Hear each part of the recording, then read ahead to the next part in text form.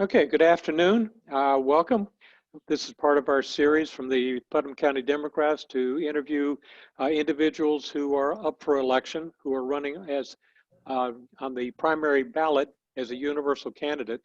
That simply means they are running without opposition and everybody can vote for them.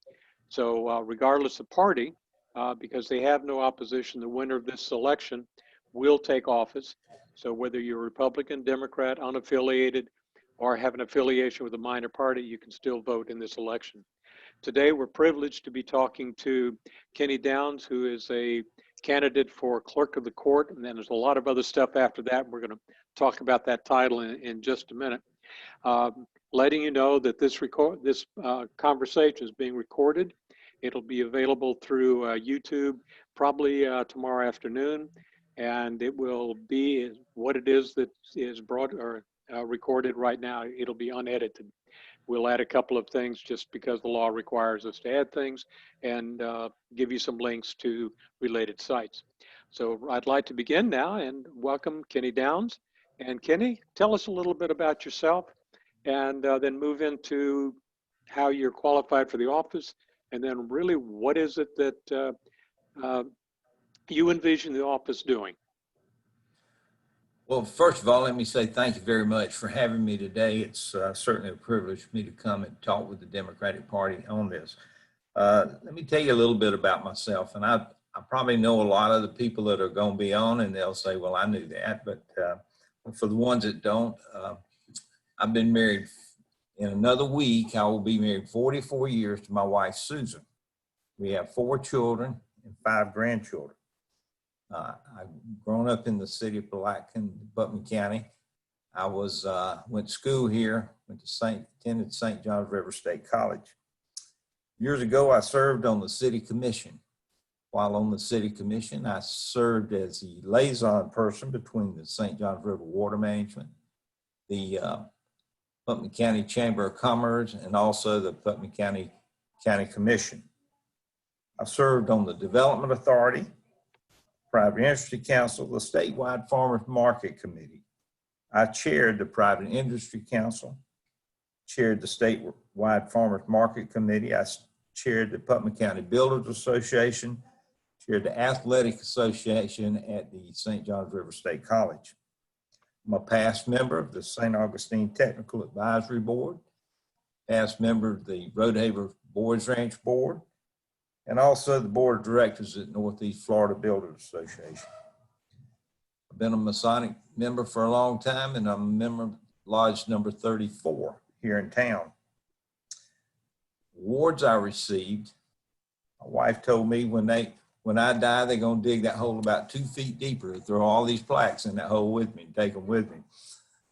But you know, it takes a lot of time and a lot of effort when you're working for different things, and when you receive a plaque, it's always an honor to get that.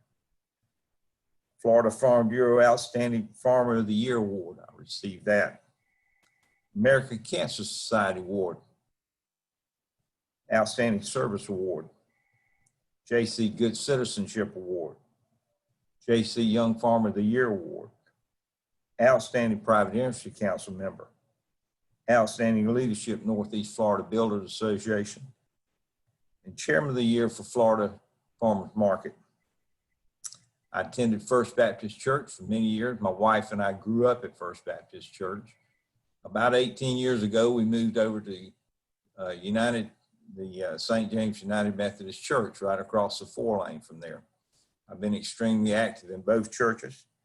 At First Baptist Church, I started a Bible study class for young adults. I taught Bible study class. I was chairman of the Facilities Committee, chairman of the 2020 Vision Committee. I was a deacon. I was a greeter every Sunday. That was an important spot there, greeting every Sunday. I greeted where the older people came in, and I was the guy that said, don't forget to zip your pants, straightened up the ties for the gentlemen, took curlers out of the ladies' hair. But the biggest thing was I was the one that was the first one to meet them and speak to them that morning. So I got a lot of hugs, men and ladies. It was wonderful. Served on the church council there and also the Long Range Planning Committee. At St. James, I've served on the trustee committee, SPR committee, the facilities committee.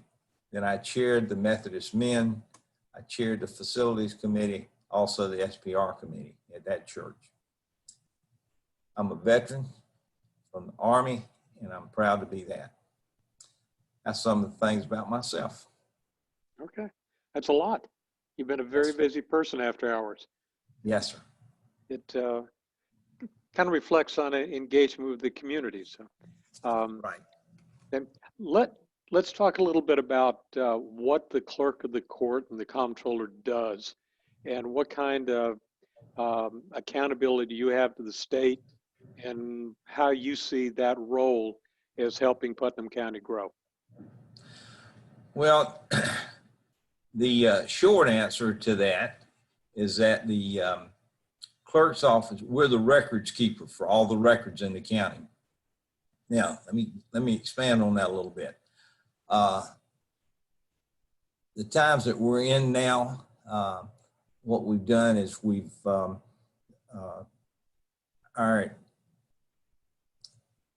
have made it very easy for people to get in remotely to our office. Used to, everybody had to come to the courthouse to do anything they need to do. Today, they don't need to do that. They can remote in online. They can get in on through our online process. They can get in. They can get to their official records. They can also get to e-certifying, e-recording, all of the different things. They can see anything online that they can see here at the clerk's office. But a lot of people would rather come to the clerk's office and see and be in person. We started a service counter 2.5 years ago. About 80% of the people, instead of coming to the courthouse and going through the security at the front door and having to take the shoes off and take their pocket knife back to the car and all those kind of things, people can go in over there and they don't have to do that. And it's worked extremely well. Today, because of COVID-19, people go in, their temperature is automatically taken. They've got, they get hand sanitizer, and if they don't have a mask, we give them a mask, and they can go in and conduct all their business there in person if that's what they'd like to do. So we're mentioned about 1,050 times in the statutes, in the state statutes, and we do an awful lot of stuff here at the clerk's office. The biggest thing we do at the clerk's office, and this is extremely important, we serve the people. And the clerk's office is not a political job. It's a service job. If you come to work in the clerk's office, if you want to have that kind of government job where you're short with people, this is not the place to come. We want people to meet people with a smile, give them the right information, direct them where they need to go, and don't just send them down the hall. Let's help them get right where they need to go. Okay. Now, the title includes comptroller. What does that entail relative to your relationship with other county agencies? As a comptroller, it's very important. We're the financial officer for the county. We oversee all of the county financial duties. One of the things that we're looking to hopefully to do is to have an inspector general as time goes on.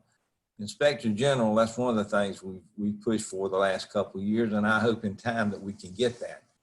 The inspector general's job would be to oversee all the activities in the county to make sure things are going the right way, money spent the right way, and you can keep up with auditing besides the auditing that we do. It's a very important thing, but we work very closely with the county commission and money that they're spending and ways that they do it. Let me give you a good example. Several years ago, they bought the Triangle Park, and then they wanted to buy the trailer park next to it to expand the recreation there. When they agreed on the price at the trailer park, they got Larry Pritchett, who was the property appraiser at the time, to give them an appraisal on the property. It came to our office, and we said, well, we know it's a good price. I mean, I deal with real estate a lot. We know it's a good price, but we need to have an arm's length transaction. We don't need Larry to do that, knowing that he'd do a great job, but it's got to be arm length. It can't be your, old saying goes, it can't be your first cousin doing it for you. It's got to be a person outside the family. So he was part of the county family. We hired an outside appraiser, got the appraisal, and then they concluded the action on the property. We knew it was a good price going in, but for the auditing part of it and for the people that didn't know, we wanted to make sure it was done the right way. Exactly. Okay. All right. What do you see as the main challenges facing the office going forward? And what do you project being able to do about that if you become the head man? COVID-19 has changed the world, as we all know. As our court system right now, we have some courts that continue to go on. Injunction court, juvenile court. That happens every week here at the courthouse, and those people have to come in and speak to the judge in person. A lot of the court is carried on through Zoom right now. But as the courts start to reopen, one of the things that we have to look at is what are we going to do with jurors? We got to be very careful about jurors and what we're going to do to protect their safety. One of the things we're going to do is we're going to have part of them come at 8:30 in the morning and part of them come back at 1:30. We're going to put part of them in the courtroom and part of them will be in the conference room across the parking lot. That way they can spread out and be more than 6 feet apart, and they can wear the mask, but they can be more than 6 feet apart, and we can pick jurors from the morning and the afternoon for the court case. Then when they get to court, they'll have to spread out in the audience part of the courtroom so they can be the jurors at that point. We have to take care of that. Another thing we have to be very careful with is the budgets. We have, I oversee our budget. So that's part of my job, is to oversee the budget. In fact, my job here as the chief deputy clerk is I oversee our budgets. We've got right at a $4 million budget, which we have two budgets. We have the court side and the non-court side. The non-court side comes from the county commission, comes from the general fund, and that finances our finance department, our recording department, things that don't have anything to do with the court system. Several years ago, the state took over the court system and they formed a corporation, which is the CCOC. We get our money for the court system through the CCOC. So that budget's about $1.7 million, and our general fund from the county is right at $2 million. In the 20 years we've been here, we've never gone back and asked the county for more money. We normally give them money back at the end of the year. We've never gone back to the CCOC and asked more money from them because we live inside of our budget. We came to the clerk's office, there were 79 employees. Now we got 59. How did we do that? We did that through technology and hiring really good people.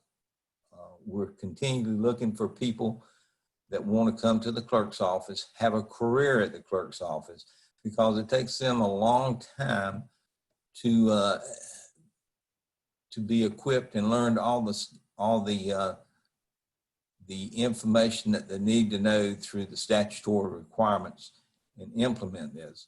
So it takes them a long time to learn that. So we try to hire people that want to come and stay a long time. We have very little turnover in the clerk's office, which is a major plus.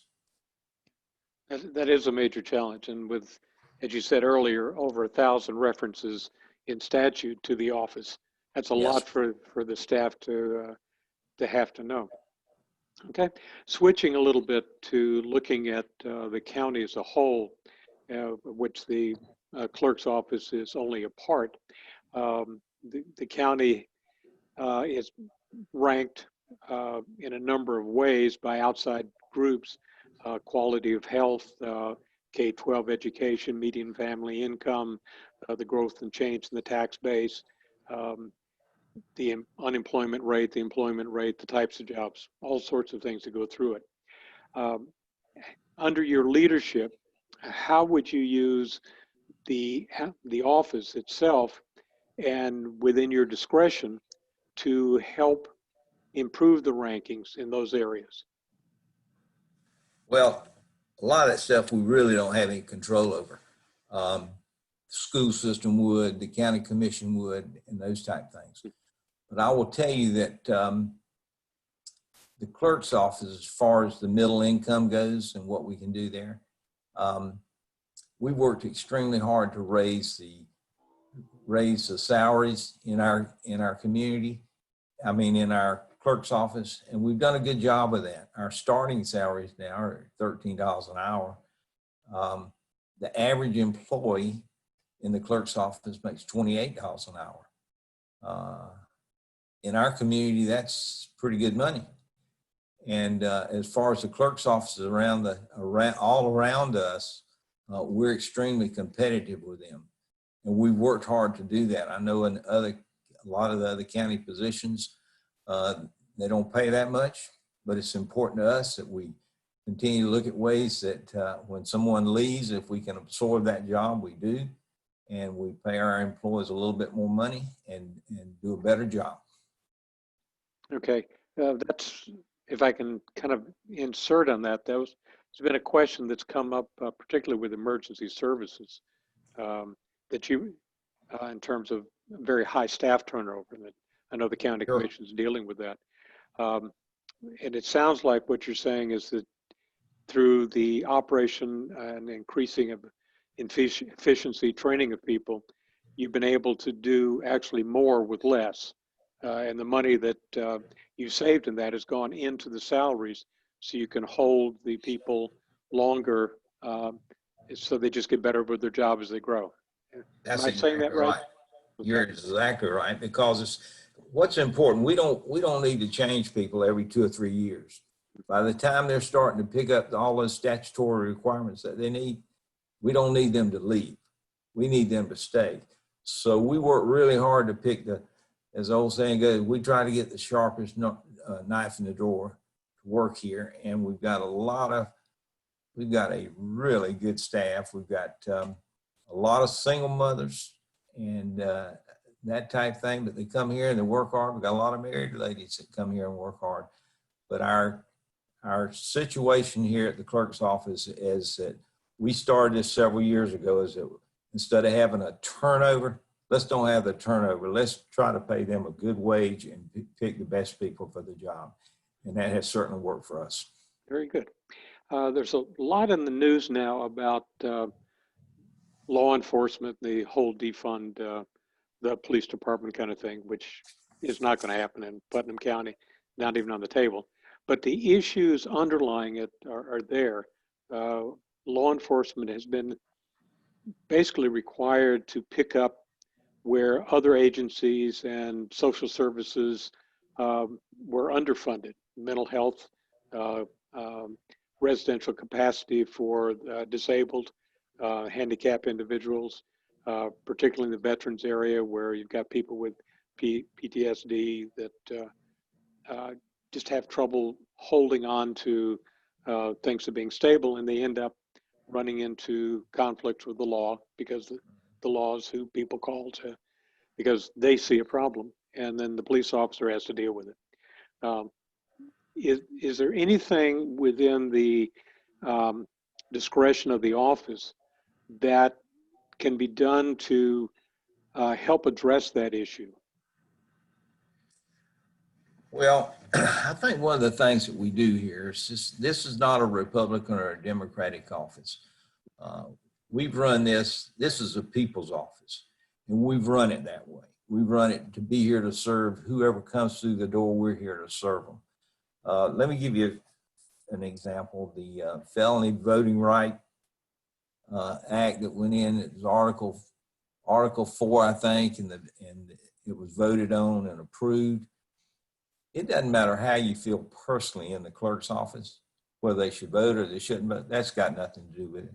When those people, it doesn't have anything to do with our job. You leave your personal feelings in the car when you come in here. We try to run this office in a very business-like way, and we try to do everything we can do to help any individual that comes in here. And we've helped a lot of them. You know, they've paid their debt to society, and they got other things they have to pay, and they do that. We're here to try to help them. It's kind of like when the same-sex marriage went in. You know, you had clerks around the country and some in the states said, we're not going to do that. It didn't matter what our personal feelings were one way or another. The law was that you would marry them. So we're going to do what the law says to do. We're going to show everybody the proper respect when they come to the clerk's office. Okay. The one of the other challenges, and you actually alluded to this relative to the work within the office, of the wages that people in general in the county are looking at, particularly in the middle class. The wages are pretty stagnant, but the cost of living creeps up on us and all the others. And it sounds like what you and Tim have done is find a way to help the people that are working there.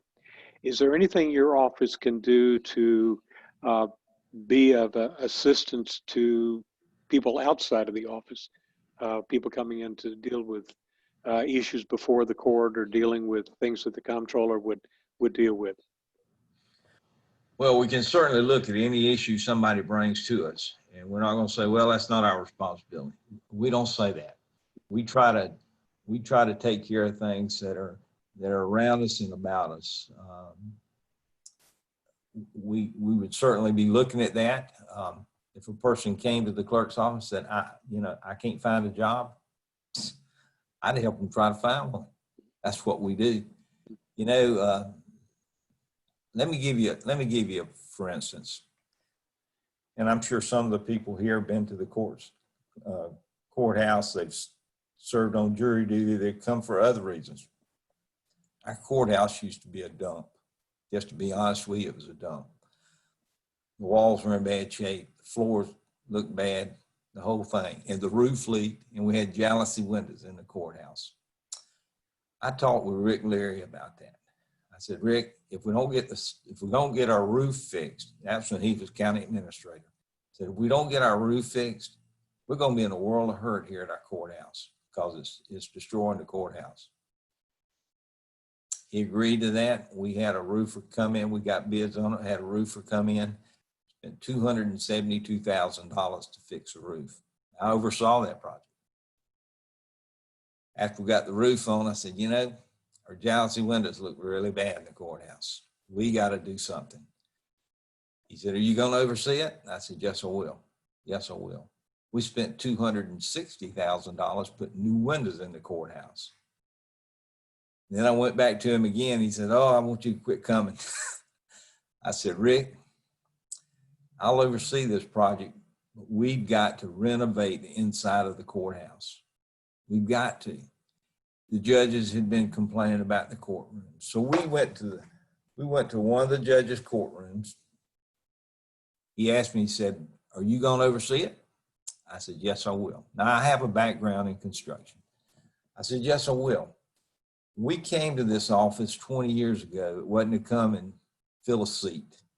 It's come and make a mark on the wall. What can we do for our community? I've been here all my life. Tim Smith been here all his life. So I oversaw that project. We went in, did one courtroom. He said, let's see what we do. Put new pews in, new flooring, just renovated the whole courtroom. And I'm bragging now. But they say if it's true, it ain't bragging. But the truth is, it looked really nice. And he said, he came one morning early. He didn't like to come when the judge was here because they're going to jump on him about something else. So he came one morning early and we met here and he saw the courtroom. He said, Kenny, this looks great. I said, yes, sir. It's coming together. He said, are you going to oversee the rest of it? I said, yes, I will. We renovated the entire courtroom. Restrooms, our offices, we'd already renovated our offices. There again, not using anybody else's money but ours. And we renovated them from the word go and brought them up to date. We got here, if you dropped your pencil on the floor, you just kick it out of the way. You wouldn't dare reach down and pick it up. It was so nasty. That's not the way it is now. It's really a nice place, something for us all to be proud of. And the finishing touches on our courthouse, we went around the community. Went around the community, all around the county, and I got pictures from Interlaken, Melrose, Willaca, all the different municipalities here in Palaca, all the different municipalities. And we've got old historical pictures on the walls. The chief judge from Volusia County, instead of calling his judges down there, all the judges for meetings, he started coming to Putnam County. He said, this courthouse, it's got what it takes. This courthouse is what you're looking for in a courthouse. And he said, and I'm proud to be here. Our courtrooms have got every modern convenience that any courtroom has, but it's not a cold courtroom. It's got the historic value that we wanted to have. So I was proud to oversee that project all the way through. Congratulations. That's kind of back to one of those earlier questions of what you can do to make the community better. Well, I will, let me just add this, that we had an open house when we had that, and the contractor was here, the Chamber of Commerce was here that day, and we had a lot of people come and look at the courthouse. And of course, we had a lot of compliments on it, and it was very nice. But one of the contractors was talking to Rick outside, and he said, you know, to renovate this courthouse, if my company or anybody else's company had done, it'd cost you $1.5 million. He said, yes, I know. We spent $400,000 renovating inside the courthouse. We saved the county a tremendous amount of money. Congratulations. It is, have been there and have enjoyed what I've seen. So you and Tim did a great job with that. Okay. One of the questions, it's not in part of what I ask you ahead of time, but if you don't mind answering it. Sure. You raised the question on Amendment 4 on fees and fines that felons were by the legislature required to research. Where do those fees and fines come in that appear as part of the felon's record? Well, it could be that a person came in, let's just say that a felon has served his time, but he was ordered to pay back restitution. And so he had to pay that restitution back. That restitution got to be paid back before he can vote. You know, so the old saying goes, you serve the time, but you got to pay back what you took too. And so we work closely with people like that. Okay. I understand the restitution part, but they're the fees and fines. They're court fees involved in either the case or the trial or the conviction. Then we go back to Tallahassee. Okay, so Tallahassee is the one that sets that up, and that's done by the Supreme Court or the legislature? That's correct. That's correct. That money would go back to the CCOC. Okay. Where we have collected fines and those type of things. We collect those, they go back to the CCOC, which is a corporation that gives the money to operate the court system back to the clerk's office. And the big counties, which take in lots of money, they help finance the smaller counties. And what the state wants to do is for the court system to carry its own weight and not have to put a lot of money in the court system. And basically, we pretty much do that. Okay. Okay, it makes sense. All right.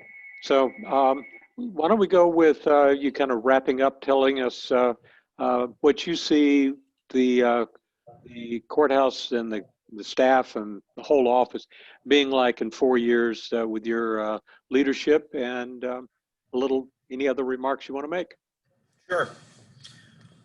Well, again, I want to thank you for letting me come to speak with you all today. This has been very important to me.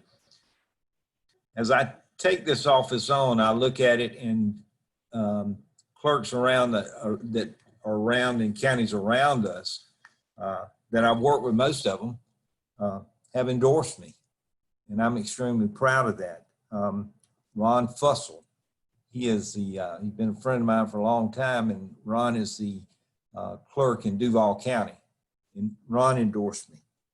Laura Roth is the Volusia County clerk of court. She endorsed me. Ray Norman is from Bradford County. Super nice guy, been there a long time. worked with him a long time, and he certainly endorsed me. DeWitt Kaysen from Columbia County endorsed me. Tom Brexley from Flagler County endorsed me. John Crawford from Nassau County endorsed me. David Elperman, who is the clerk over in Marion County, he endorsed me.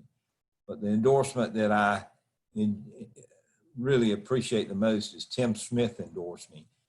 We've worked together a long time, and I will assure you that if I wasn't able to do the job, Tim Smith wouldn't endorse me to do the job. I wouldn't have been here 20 years with him if I couldn't do the job. I've served over 7,000 days in the clerk's office. My opponents in this race have served not one day in the clerk's office. What do we look to do? We look to continue on with the success that we've had in the clerk's office and continue to work with the success. But are we going to make major changes? No, sir. I'm not going to make major changes because we change as we go. If we need to make a change, we're the first to make a change. There's no need turning this basket upside down when we got a premier office. We're one of the few counties in the state of Florida that the Clerks Association says is a premier office. We're extremely proud of that. You know, I think when we run our office like a small business, and that's been my job to do that. And as Tim and I have talked many times, he said, you realize if we get out of budget or something, I'm gonna throw you under the bus. And I said, you won't have to, I'll crawl under the bus, because I said, that's my job. We've done the things that we need to do for the people in Putnam County, and I would certainly appreciate their support in continuing this on. The old saying goes, why would you change something if it's running so good? Thank you. Okay. Well, I thank you very much. It has been a nice conversation, and I've learned a little bit more about the office than I knew before it started. I appreciate what you've done, and I'm impressed with the building.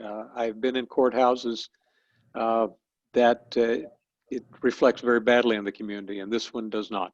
And that's a compliment to you and Tim, and thank you for that. Okay. Thank you. All right. So that ends our conversation, and we will have this posted online. And if people have comments or other things, we'll have your website and Facebook page, whatever, available, and they can take the questions directly to you. But thank you very much for being a part of this, and looking forward to working with you. Thank you.